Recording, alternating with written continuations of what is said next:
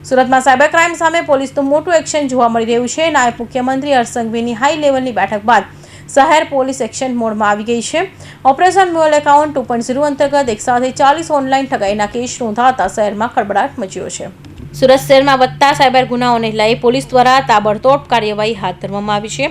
Operation mule account 2.0 અંતર્ગત શહેરના વિવિધ પોલીસ સ્ટેશન ₹4,000 થી લઈ ₹1 કરોડ 52 લાખ સુધીની ઓનલાઈન ઠગાઈના કેસ નોંધાયા છે। સૌથી વધુ 13 ફરિયાદો કેસ નોંધાયા છે। સૌથી વધુ 13 ફરિયાદી સુરત સાયબર ક્રાઇમમાં નોંધાઈ હોવાનું સામે આવ્યું છે। ત્યારે આરોપીઓને ઝડપ્યા બાદ એફઆઈઆર નોંધવાની હોવાથી આક્ષેપો વચ્ચે સાયબર સેલની કામગીરી સામે પણ અનેક સવાલો ઊભા થઈ રહ્યા છે। માત્ર નાના આરોપીઓ જ ઝડપાઈ રહ્યા છે, જ્યારે મોટા માથાઓ હજુ પણ વોન્ટેડ લિસ્ટમાં હોવાની ચર્ચા ચાલી રહી છે। સમગ્ર મામલે હવે પોલીસ દ્વારા આંતરરાજ્ય અને આંતરરાષ્ટ્રીય ગેંગ સુધી પહોંચવા માટે સ્પેશિયલ ટીમ બનાવી તપાસ તેજ કરવામાં આવી છે।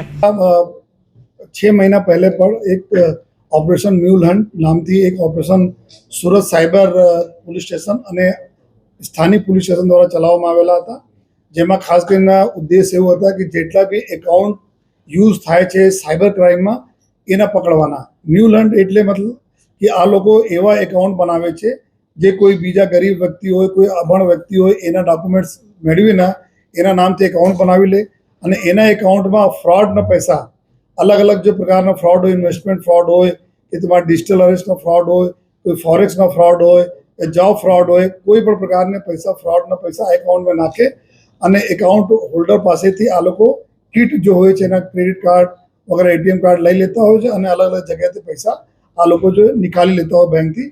તો આ પ્રકારના મ્યુલ એકાઉન્ટ શોધવાની કામગીરી થઈ હતી। જો એને જ અનુસંધાને સુરત શહેર પોલીસ દ્વારા છેલ્લા 1 માસથી જો એના પર ફરીથી further mule hunt operation mule hunt 2.0ના નામથી અમે લોકો કાર્યવાહી કરતા હતા। જો જેમાં ખાસ કરીને અમારા જો ઇન્વેસ્ટિગેશનમાં આ રીતે આવ્યા છે, ઘણા બધા આમાં એવા વ્યક્તિઓ હોય છે કે જેના એકાઉન્ટ હોય લેકિન એને ખબર જ નથી હોતા। અમુક વ્યક્તિઓ એવા હોય છે કે આ કમિશન ઉપર એકાઉન્ટ આપે છે। જો ભૂતકાળમાં અમે લોકો અરેસ્ટ પણ કરેલા છીએ આ લોકોના, જેના નોલેજમાં બધા થઈ રહ્યા છે। અમુક એવા હોય છે કે આ લોકો જો એકાઉન્ટ લઈ લે છે લેકિન બીજાને આપે છે, કોઈ લોન અપાઈ દઈશ તમે, તમારા સરકારી લોન મળશે એના હિસાબથી આ લોકો આપી દેતા હોય અને એમાં આ લોકો ફ્રોડ કરતા હોય। તો ઇન્વોલ્વમેન્ટ ખરેખર એકાઉન્ટ હોલ્ડરના છે કે નહીં એના બારેમાં બહુ જરૂરી હોય છે, જેથી જો ખરેખર જો ગુનેગાર છે એને સજા મળે।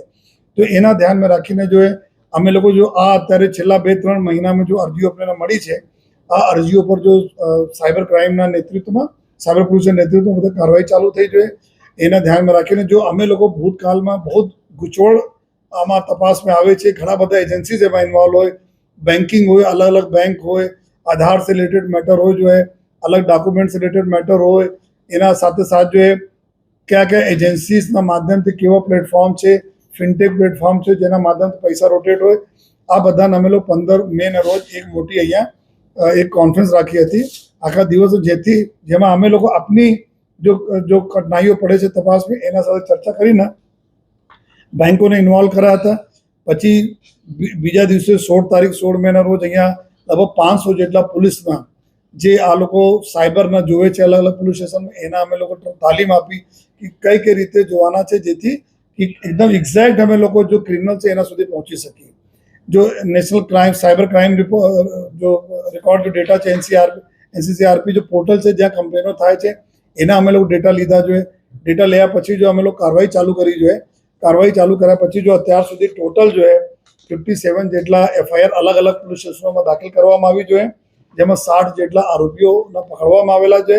આ જો આરોપી પકડાય છે એમાં મધ્યપ્રદેશના છે, દિલ્હીના છે, મહારાષ્ટ્ર છે, કર્ણાટકા છે અને ગુજરાતના આરોપીઓ છે। જો અને ટોટલ જો આ જેટલા બી એકાઉન્ટ છે આમાં 15 જેટલા એવા લોકો છે જો એકાઉન્ટ હોલ્ડર નથી, જેને ખબર નથી કે એના એકાઉન્ટ ક્યાં યુઝ થયા। 45 જેટલા આરોપીઓ એવું છે જે એકાઉન્ટ આપણા પોતે પૈસા કમિશન લઈને એના આપ્યા હતા। જો અને જો ટોટલ રકમ ગઈ હતી લગભગ 23 કરોડથી વધુનો રકમ આમાં ફ્રોડ થયા। જો લગભગ 1.25 કરોડ ઉપર તો અત્યારે જો રિકવરી થઈ, પરંતુ મેઇન વાત એવું છે કે આ બધા જેટલા બી ગુનાઓ થયા 60% કેસીસ એવું છે જેમાં ઇન્વેસ્ટમેન્ટ ફ્રોડ છે। ઇન્વેસ્ટમેન્ટ ફ્રોડ એટલે કે કોઈ લોભાવની સ્કીમ લાવે અને ધીમે ધીમે આજે 1000 રૂપિયા નાખ્યા, કોઈ 500 નાખ્યા અને સમયાંતરે 4-5 મહિના ચાલતી હતી, અમુક પૈસા રિટર્ન કર્યા જેથી કે બરાબર આ ટ્રેપમાં આવી જાય। તો તો ધીમે ધીમે પૈસા નાખતા ગયા લોકો અને પૈસા વિડ્રો થતા ગયા. છેલ્લા એને જ્યારે ખબર પડી જોઈએ કે રિટર્ન આવવાના બંધ થઈ ગયા છે અને પૈસા મારા લઈને ગાયબ થઈ ગયા, ત્યારે આ લોકો કમ્પ્લેન કરી. તો મીન ટાઈમ આ બધા પૈસા નીકળી જાય છે અને આ પૈસા બધા અહીંયાથી નીકળીને વિદેશોમાં જો લિંક મળી છે વિદેશોમાં જતા રહે છે. તો આમાં 60% કેસે એવું તો જો ઇન્વેસ્ટમેન્ટ ફ્રોડ છે, જો કોઈ એક દિવસ નહીં થયા, 4-5 મહિનામાં ધીમે ધીમે પૈસા થયા અને પૈસા આમાં આયા, આ રીતે નીકળી ગયા. તો અમે લોકો જો बारंबार अपील પણ કરતા રહીએ છીએ कि कोई पर जो लोभावनी स्कीम में नहीं है, जब तक सरकार मान्य या जो सरकारी संस्थाओं છે એના માન્ય કોઈ સ્કીમ નહીં રહે તો આપ એમાં નહીં પડો. જો એના રીઝન એવું છે કે આ બધા ચીટિંગ કરવાના, પહેલાં સારા પરત આપે પછી આપને મોટા અમાઉન્ટ લઈને અહીંયાથી નીકળી જાય. અને સાથોસાથ જો સાયબર ક્રાઇમના જે વિક્ટીમ છે એના સુધારો આપવા માટે ભારત સરકાર તરફથી અભી એપ્રિલ મહિનામાંથી 2 મોટો નિર્ણય લેવામાં આવ્યા. જો આપના માધ્યમથી બતાવવા પણ માંગીએ છીએ कि एक આમાંથી GRM મોડ્યુલ થતા હતા, જેમાં ગ્રીવાન્સ રિડ્રેસલ મોડ્યુલ, જેમાં I4C જો ભારત સરકારના અભિગમ છે કે આમાં એ પહેલે એવું હતું કે જો 50,000 રૂપિયા તકના રકમ જેના અન્ય રાજ્યોમાંથી યા કોઈ પણ જગ્યાથી ફ્રીઝ થઈ જતી હતી, કારણ કે અમે 100 રૂપિયા 200 રૂપિયા કોઈ ફ્રોડના તમારા એકાઉન્ટમાં આવી જાય અને તમારા એકાઉન્ટ અન્ય રાજ્યોના પોલીસ દ્વારા ફ્રીઝ થઈ જતી હતી. તો 50,000 રૂપિયા તકના રકમ હોય તો તમે અહીંયા પોતાના બેંકમાં જઈ શકો છો. બેંકમાં તમે ડોક્યુમેન્ટ અગર આપશો, જેન્યુઇન ડોક્યુમેન્ટ કે ભાઈ અમારા આ રીતે જેન્યુઇન તમારા આ પૈસા કોઈ લેવા દેવા નથી, તો આપને ઇમિડિયેટલી અનફ્રીઝ કરી દેવામાં આવશે. આ બેંકને સત્તા આપવામાં આવેલી છે 50,000 રૂપિયા તકના રકમની. બીજી જો ભારત સરકાર તરફથી જો સુવિધા આવી જોઈએ, જેમાં I4C તરફથી, જેમાં MRM છે. MRM એવું છે કે money return module, refund module.